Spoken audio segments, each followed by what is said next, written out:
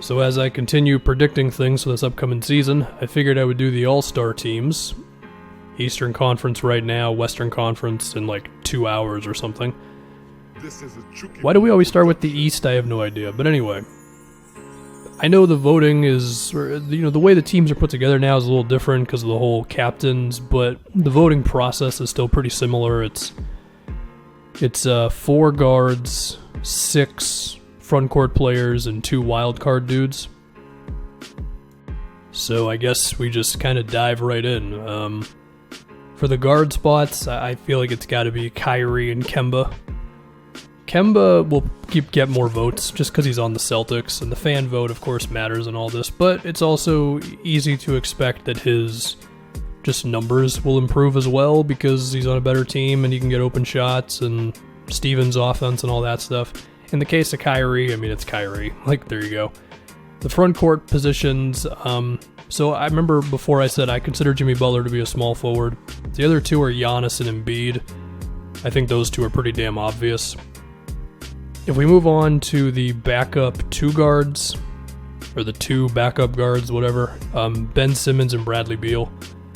There are definitely a few guards to talk about, we'll get to that. The 3 front court dudes that I'm predicting are Chris Middleton, mainly off of like another year of the Bucks being really good. Do you reward them with 2 All-Stars? Middleton's going to put up a solid like 17 points and whatever else, so he gets in. Siakam, and then I have Blake for that last front court spot. Blake is interesting because of his health. I mean, like, he played 75 games this previous season. That was the most he played in a long time. I mean, you just go down his career, and it's like every season is cut short, and that's the thing that makes this tough for him, but he's just still so good, I have to have him here somewhere. And as for the last 2 wild card spots, a lot of names you could go with here. Between, let's see, someone on the Bucks. You could go with Lowry. You can go with Tobias Harris or Al Horford. I'll just say the 2 names first, and then I'll do all the other extra stuff. I've got Lowry, Markkanen, and Trae Young as the last 2 spots.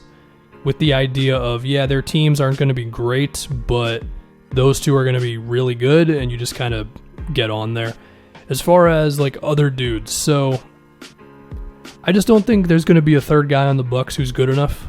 If we go to Toronto, with Lowry, his numbers just keep getting worse regular season-wise, and I understand that Kawhi's gone, so his responsibilities are going to be higher, but I just feel like if Lowry makes it over Markkanen or Trae Young or whoever else, then I feel like that is really going to be pushing the boundaries of like the box score stuff versus the non-box score stuff.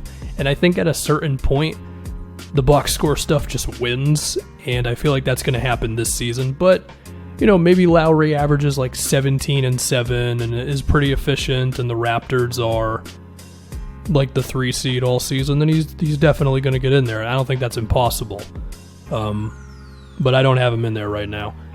As for the Celtics, or actually we'll go to Philly next year. Tobias could be one of those last spots. Tobias could just be one of the front court guys, honestly. If he puts up somewhere close to 20 points a game, it's just, do you think he's going to do that? I feel like with the way Philly's spacing is set up, there's a chance that they're like points per game is just pretty low. Like, their offensive rating might be the best in the league for all I know, but in terms of just raw points, they might only score like 98 a game, which would mean Tobias is averaging like 15, 16.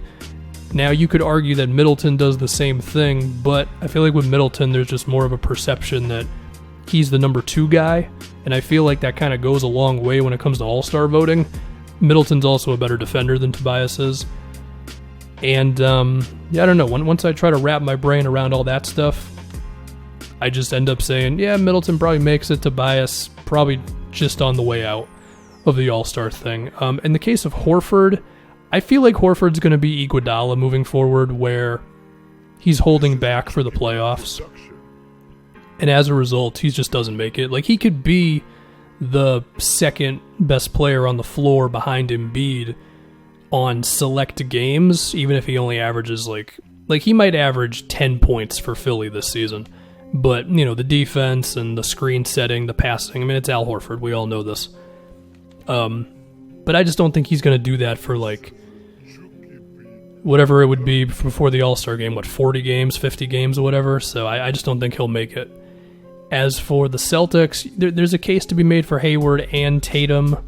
But I just feel like are either one of them going to score over 20 a game this year? I could picture them both putting up, 18 and, looking really efficient, and the Celtics are winning games and stuff, but I feel like for one of those two to make the All-Star game, the other one would have to take a back seat, and I don't picture either one of them doing that.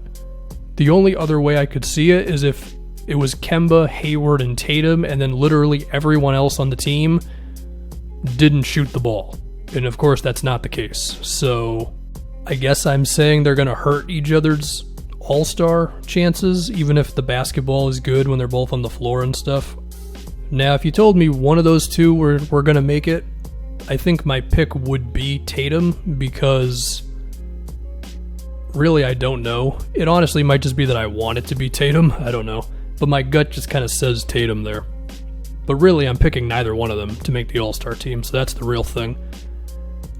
Next up, the Pacers. I mean, I've walked the plank on Indiana. I don't think they're going to be that great this season. Not bad, but not great. Injuries, fit, whatever. If I was going to pick one of them, obviously since Oladipo is going to be out, I would go with Turner. But I feel like a lot of his type of thing would be, it would have to be like the Al Horford vote. And I feel like it's tough to get that reputation for the fans. Like, the coaches might get you in, but even then, I feel like it'd be kind of tough, because while the East is not as loaded as the West, it is still like, you'd have to squeeze them in there, I guess. And I just don't picture that happening, assuming that Indiana has the season I think they're going to have. In a way, it's like everything I said about Lowry with the non-box score stuff versus the box score stuff, I feel like it also applies to Turner. So, yeah. Who the hell else am I leaving off? Durant isn't playing. With the Magic, I don't believe in Vucevic. I've gone on record with that one. And I mean, could Aaron Gordon or Isaac make a jump? Yeah, but I don't think it's going to be that big. With the Pistons, I got Blake in there. Drummond, no. Hornets, no. Miami, I think Jimmy is the only chance. Beal's the only guy on the Wiz. Yeah, I think the only dudes I would mention next are like Kevin Love and Zach LaVine, I guess. Look, I know LaVine just had his 20-something point season, and now it sounds like I hate Zach LaVine, which I don't. Like, I left him off the top 10 two-guard thing. I thought I was going to have him in there. The two-guard thing was deeper than I thought it'd be, and it was kind of similar for this one. Look, if you force me to pick an all-star off the Bulls, I'm just going to take Markkanen, because I just think he's a better player. And I think the last one would be Kevin Love on the Cavs. Nah, that's all I got for you. A crazy one would be if, like, RJ Barrett just had that good of a rookie season. I don't think that's going to happen. So, yeah, I guess my predictions for the East All-Stars, once again, Kyrie, Kemba, Giannis, Embiid, and Jimmy Butler. We go to the bench. It's Ben Simmons, Bradley Beal, Chris Middleton, Pascal Siakam, Blake Griffin, and then we got Lowry, Markkanen, and Trae Young as the wild cards.